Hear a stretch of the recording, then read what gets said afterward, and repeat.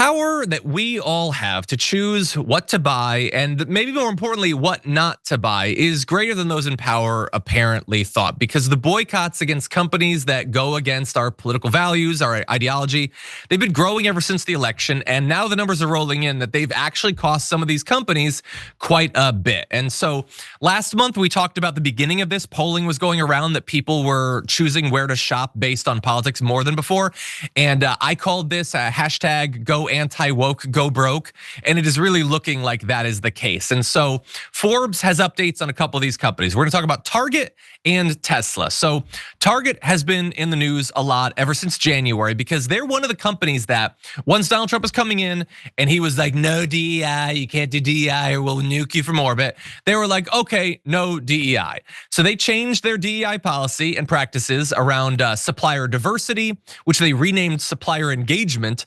And they did a decision to sunset their racial equity action and change initiative. So both of these shifts signaled that it would be changing its investment and priority and diversity efforts, which the company had been vocal about in the past. They used to advertise it a ton, particularly around Black-owned businesses where it committed to $2 billion in spend. So soon afterward, after they backed off of all of this because of Donald Trump and the MAGA movement, a new movement began growing on social media calling for an economic blackout day on February 28th against Target.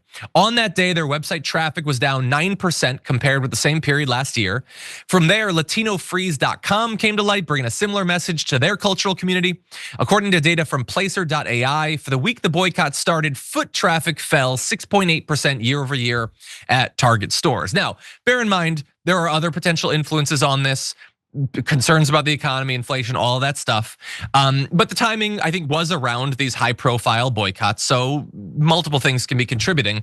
But the end result is that Target's stock price is down 24% from 137 on January 24th, the day that Target cut its programs, to $104.7 per share on March 15th. So that's only a couple of months and they've lost a quarter. That's a lot in a short period of time. Within that time frame, the stock is down 10% from when the 40-day kickoff began on March 5th, accelerating an ongoing downward trend in its stock price since late 2024. And so that's Target, which has been in the news a lot. Maybe more so recently, Tesla. As you know, their share price is down 40% since December, with more than $500 billion being wiped off the company value. And so that's the stock. We know that sales are down in the US, sales are down even more internationally in Europe and in China as well. And so that's probably not good for the company too. And the reaction there, I think we're seeing more in how the elites are freaking out. That Donald Trump is doing his little ad for Tesla on the White House lawn. Howard Lutnick is going on Fox News to be like, no, you gotta buy their stock and everything. And now they're trying to imply that you're breaking the law by boycotting Tesla. So they clearly are worried about this. And again, it's a reminder that choosing where to spend your money can send a strong signal. But Brett, what do you make of this? It's so ironic that their name is Target. I'm not against the renaming of it to supplier engagement. I think that's going to be the key to a lot of keeping the initiatives, is just calling them other stuff. So I'm not mad at that, Mike. It's a supply and demand business you're in, buddies. So people are gonna make decisions based on where their politics lie, because that's like a really cool new thing we get to do since all of our lives revolve around like political opinions. It's not just like going to the movies. It's not just going to buy like a Slurpee or a tasteful furnishing from Chip and JoJo on HGTV in the Magnolia section. Which is a big section now. It's most of the store in one way or another, but it's a shiplap central. But I don't know. With this, like I personally am against diversity, equity, inclusion because I'm white and already included. And I don't like equity because me personally, I've come from a privileged background, so I don't want other people. Like, why would I want other people to have an opportunity? They're not me. So I prefer to have all the good things and other people not have that. Like, if I am in a room and there's enough people there, why would I leave the door open? I want like my personal space. I like it warm. I'm not gonna leave the door open. I'm gonna shut it. I'm gonna lock it behind me. The thing about Target, like if I'm devil's advocating with like hiring practices, like there's a lot of poor people need to work at Target.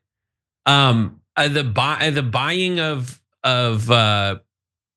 finding responsible and inclusive vendors is like an undeniably fine thing, in my opinion. Even with all the cynicism and satire I put on the first half of this answer. Like that one, I can't actually find a thing about like what's wrong with, well, at the expense of a white-owned like corporation that's big enough to stock the shelves of Target. Like these are not the little guys that are suffering in this negotiation. Like if you know how these at Walmart, here's how the shelves work, right?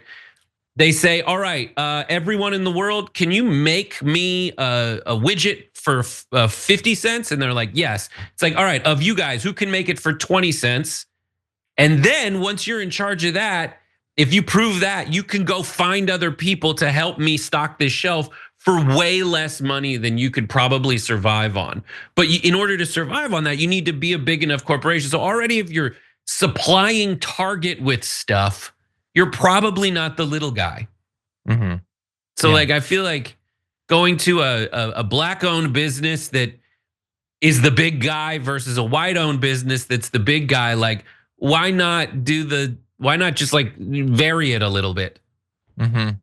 I don't know. Maybe for the next round they'll consider that. But in any event, we are seeing some early returns on those protests. We'll see, particularly like the long-term outlook for Tesla. I think is going to be fascinating because I don't think we've ever seen the CEO of a company do more, seemingly almost intentionally, to destroy the reputation of their brand.